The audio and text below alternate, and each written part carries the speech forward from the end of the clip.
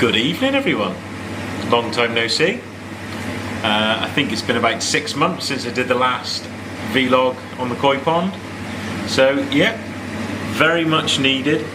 Good catch up.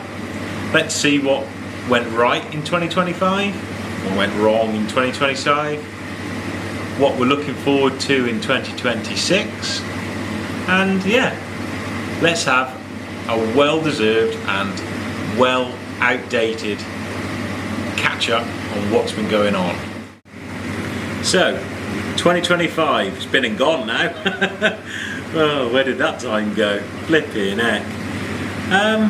Yeah, some highs, some lows. Yeah, generally, I think 2025 in a whole went pretty well after everything got settled down. The fish are looking fantastic at the moment. They're currently sat at 12 degrees. The air source heat pump's hardly really clicking in the days now. It's literally just topping it up. Still got it on the setup that I had on the previous videos with the Smart Life app on my phone. So I'd say the pond is costing me to heat so far about £1 a day, which, to be fair, I can live with. That is, if it saves issues, it keeps the fish in good condition. You know, £30 a month, £35 a month, something along those lines for, you know, December, January, February, March. Hopefully by then we're on the uphill. I can live with that. I'm good with that. So yeah, everything is ticking along nicely, and yeah, let's get into a few things that changed in 2025 since we last spoke. Nothing's changed filtration wise, bar from a few minor tweaks. Nexus is running brilliantly. It hasn't faulted me all year. Still with 100 litres of K1 and K plus in the outer. So 100 litres in total, with a bit of a mixture of both there. And I think I'm running somewhere around 22 litres of micro in the centre. I just think it works better, to be honest. You've got to be on top of your maintenance, but that works pretty well for me. Probably one of the only major tweaks that I've had is you got an extra Fujimat that I bought. There's the Fujimat 100 on the right, which used to be split with the air bar down there. So that a portion of that used to power the outer bed of the Nexus, and then another bit used to bleed off and power the air bar. So to get a bit more circulation in the pond, I went and bought a Fujimat 60, that is, and that literally just powers the air bar totally on its own now, which gives a bit more circulation.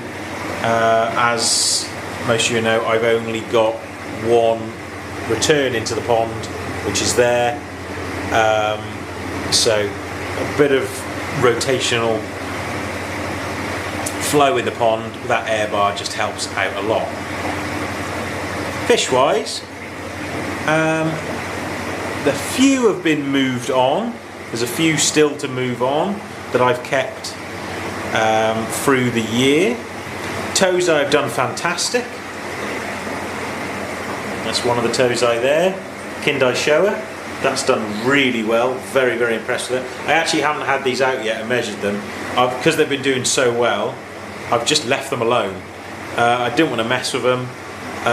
They've done fantastic. This thing is nearly eating me out of house and home. We'll talk about his fin actually later in the video. Very, very strange what happened with that, but probably something that not a lot of people talk about, and probably not sure if many people have even come across. But you see his one fin there, got a bit of a nick out of it. We'll have a bit of a chat about that in a bit. There's one of the other Tozai. It's done fantastically well. I'm gonna hazard a guess, putting it up against some of the other fish that I know the rough size of. I'm gonna say the Kindai and the Sankey going down there are tickling just over 40, and then the other the shower, you can't really see, it's just underneath them now. The other shower,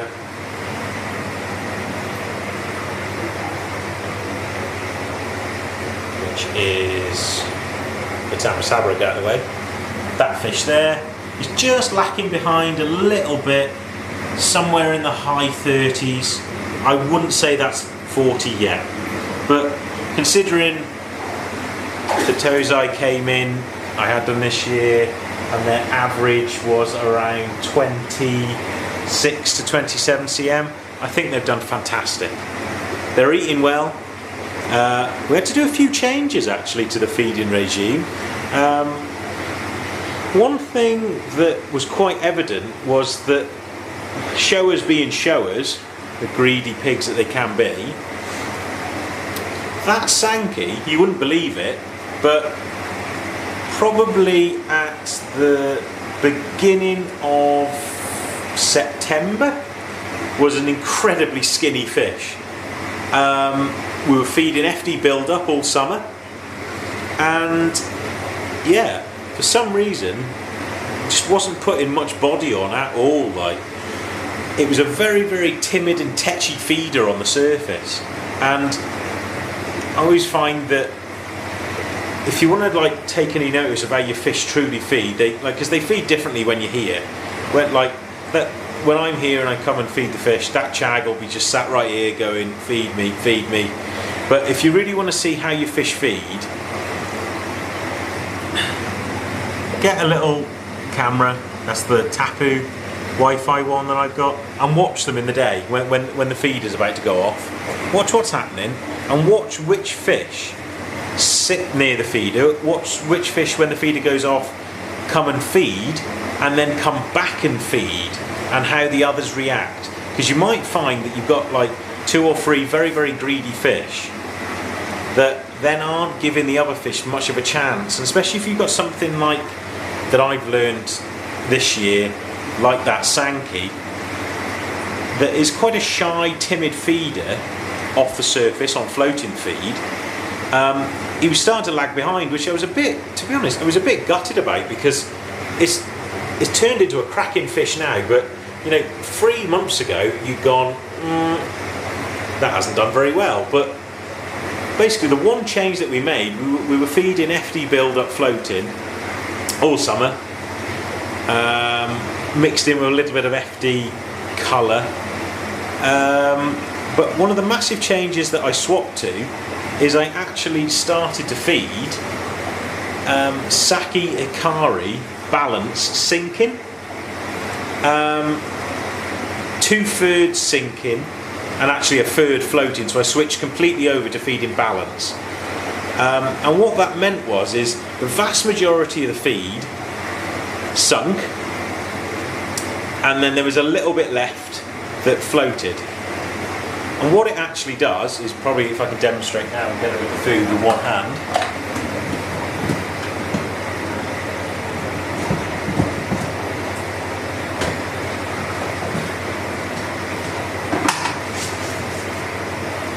It creates a nice divide between skitty fish and your chags that will just eat everything that hits the surface, sort of thing. So what you end up with is you end up with a good amount that sinks and a good amount that floats. See, the chag will normally do that, and then he gives everything else underneath a chance to feed. The chag gets a little bit bored after a while and then comes and eats the floating food, which gives more of a chance of those timid, shyer feeding fish to actually get some food. Because you can see that Sankey there now, it is absolutely hoovering up the sinking food, where on floating that fish would probably come and get 1 or 2 pellets and then it would not be bothered. Look, here we go. That chag will just sit there and take no notice of the sinking food now and eat the floating, as well as the Karashi and the Achiever. So it gives the other fish a chance to get some food. because what was happening was, like you say, that Sankey was coming and looking at quite thin actually, to be honest. But that thing will just sit there and hoover pellets up all day long. But yeah, they've done really well.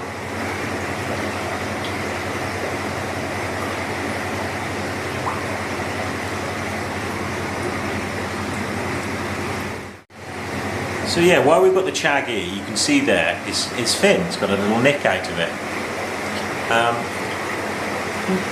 All summer, which is really strange, that fish had like carp pox.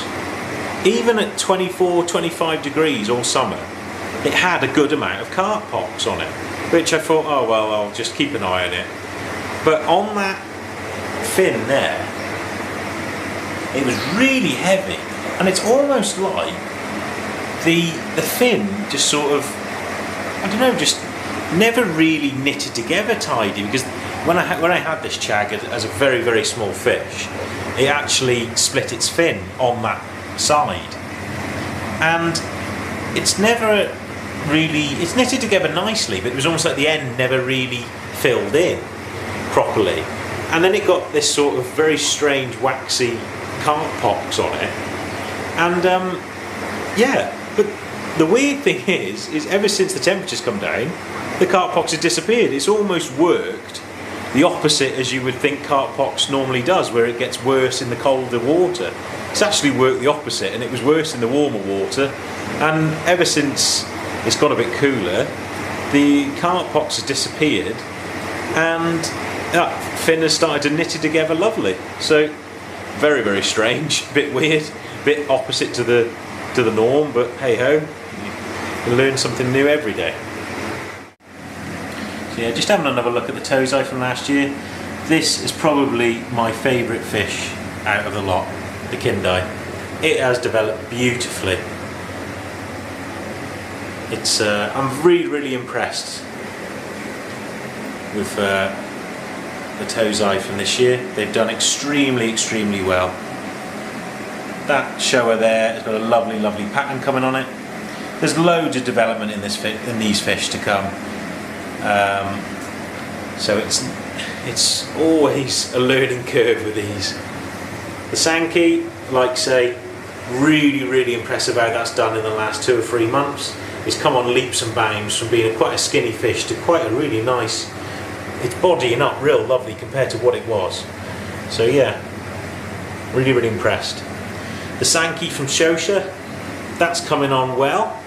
That actually, really, really weird, had no sumi on it all summer. Literally the sumi fell off completely.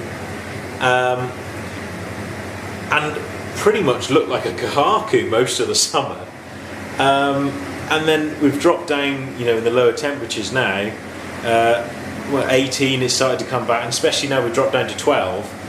That sumi has come back lovely. Like, I thought I'd lost it, but it just proves sumi comes and goes depending on the fish. Like, so it's yeah, very interesting.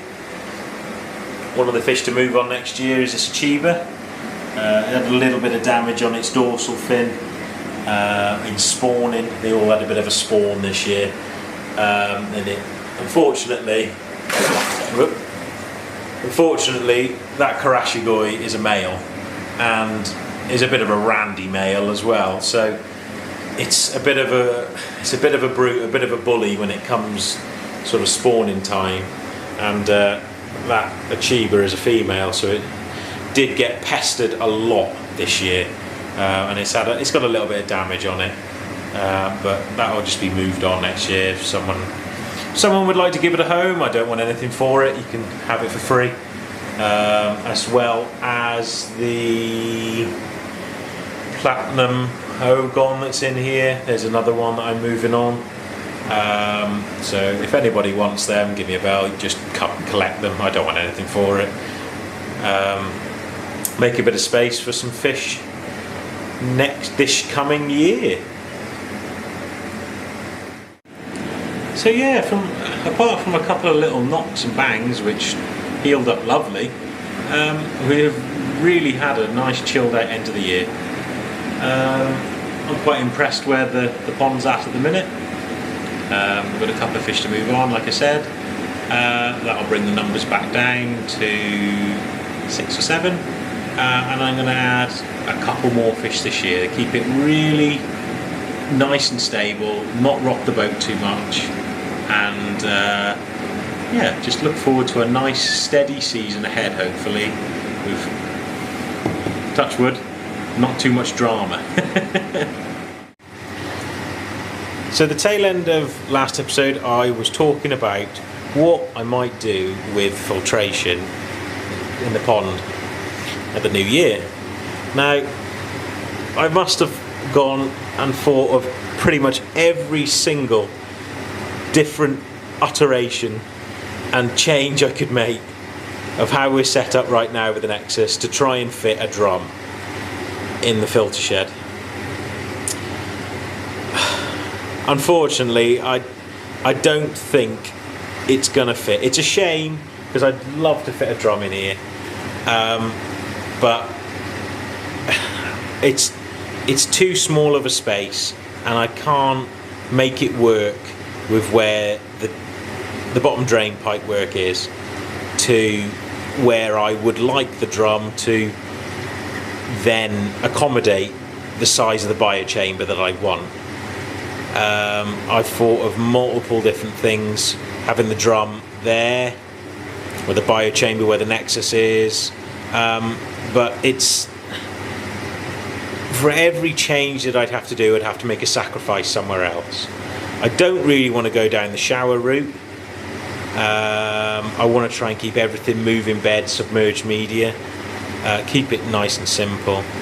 So the route I've actually gone down with a bit of talking and just to trial it, I suppose, because there isn't many people got any of these out yet, is I'm gonna trial the brand new auto kit that's coming out for the Nexus, the improved version of the auto kit. I spin you around actually, just talk like that. I'm going to trial the brand new version of the Nexus Auto Kit that's going to come out. They've changed a few things in the wiring of the box, and they've changed, I think, the waste valve they've changed. So it's a retrofit onto the Nexus. It solves my problem of that I felt all this summer that I had to keep a real eye on the pond, because the cleaning regime was every other day, keeping an eye on the KH, and it means that if I want to go away at the weekend, I can leave the pond a little bit, and I know that I haven't got to worry about the massive build-up and due to the amount of feeding. So my plans and ideas is stick an auto kit on the Nexus, and then I'm going to get in the control box, and if you can have a route around on YouTube, or I think it's on the EA website, one or the other, and you can change the settings on it to bring the duration time of the cleaning process down. So all I'm going to do, I'm going to get in there, have a fiddle, and I'm just going to get it to clean every day. It's going to clean, you know, sort of 9 o'clock at night. I'll set it up something like that, so then the pond tops up overnight.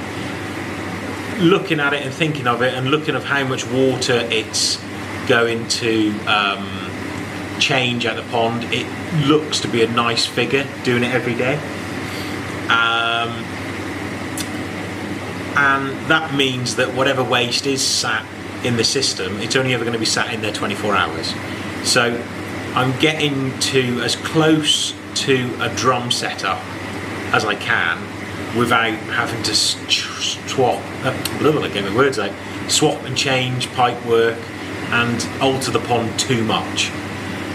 I'd love to put a drum on here, I'd love to put a massive biochamber, and don't get me wrong, I have gone into it in a massive, and I've tried to figure it out. I know how many litres of water I want in the moving bed to I have gone into it in depth to probably a degree level of trying working it out. I know what I want, and basically I can't have it on this pond. I haven't got the space to play with to be able to do it. Maybe in ponds in the future I will, but to be perfectly honest, you can't knock the old Nexus, to be honest. They do a really good job. Like,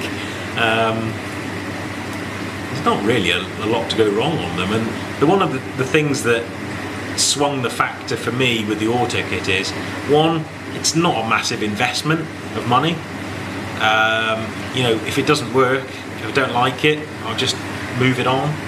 And two, and this was the one thing that swung it a little bit for me with if I had to do any treatments and that, you could just turn it off and the Nexus will still run.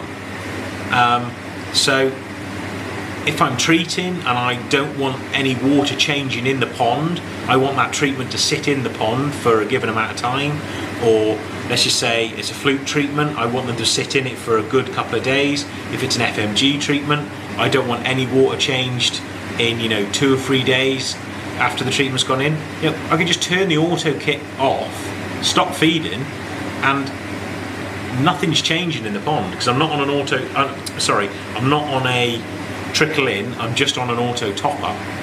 So it swung it for me to go down that route, and I think it's going to be the easiest route to go down. So we'll give that a good review, we'll see what it's like, and hopefully it'll do the job. We can see what we can get away with feeding wise in this coming year. So yeah. So all in all, to be fair, I had a very, very chilled out end of the season, to be honest. From probably August onwards, it was just rinse and repeat. Like, keep an eye on the parameters, look at the feeding regime, and if I could get away with feeding a little bit more, I did. Like, and to be honest, I know I've talked about a switch to sinking food, but FD Build-Up did a real good job. Like, you know, they've grown the fish really well. It's a nice food, it's good food. They certainly grow on it, they certainly like to eat it. I'd say it's quite a dirty food, a messy food. It does foul the water quite a lot, a bit like Saki Growth does a little bit, where it puts that, not so much puts that, because it can put like a browny tinge to the water, Saki can, especially the Growth. But the build-up was almost just put like a mucky colour to the water, and the excretion from the fish was very powdery and puffy as it come out of them, sort of thing, where you'll probably find with a lot of people that feed Saki, whether that be Growth, build-up, or a mixture of anything, the poo that comes out the back of the fish is quite solid, if that makes sense, and in like little tubes and lugs, like, and it doesn't foul the water. The water is lovely and clean, which I find is the main difference from swapping between the two. I would probably feed FD Build-Up again, but to be fair, from what I've seen, the results of that Sankey, from swapping over to the sinking balance, it's grown exceptionally well on it, like, so. And if you do the maths, price per kilo, Saki Balance Sinking is actually one of the cheapest, better quality, you know, don't be buying your rubbish foods, it's just pointless. It's one of the cheapest, good quality foods out of all of them you can buy. Pound per kilo, because with Saki Balance Sinking, or most of the sinking foods, you're actually getting a 20 kilo bag, not a 15 kilo bag. So, you know, most foods nowadays for a sack, you're looking somewhere between 160 to 240 quid, something like that. I think the last when I bought my sack, it was just under 200ish, or just around the 200 mark. So it's £10 a kilo. If if you go and look at what you know, Saki Floating, FD Build Up, some of the other ones that people use, you'll remember that you're paying that sort of money, around that sort of figure, but you're actually only getting 15 kilos. So at least with the sinking feed, you're actually getting 5 kilos more of food. Yes, same volume of food, but the pellets are denser, there's more to them. You can tell that the fish are eating a much more potent food, like it's a much more denser product for them that they've got to process. So yeah, I'm pretty much impressed with it, and I think, to be honest, that's what I'm going to feed next year. I'm just going to feed solely Saki Balance. I'm going to play around with the mixtures of floating and sinking. I think I'm going to use a bit of both. And I'll be honest with you, I don't think you can go far wrong with it. If you want to grow them more, just feed them more. Simple as that. I was really, really impressed with that short period when I switched onto it. I thought, I'll give it a go, give it a try. And yeah, it really, really impressed me with the results that I got. So yeah, I think we're pretty much caught up on 2025. Yeah. Don't think there's really, if there's anything else that comes to mind that I forgot about, I'll just do another video. Say I forgot about it. So yeah, got some exciting things coming up in 2026. I've got a few more pond visits. I really enjoy doing the pond visits, so I'm going to try and get around and do a few more of them this year, and get to meet some people. If you want your pond visited, drop me a message, find me on Facebook, something like that. I'll do the best I can with my very, very amateur editing skills to get the best video I can of your pond. And yeah, might have booked to go to Japan again in October, so let's see.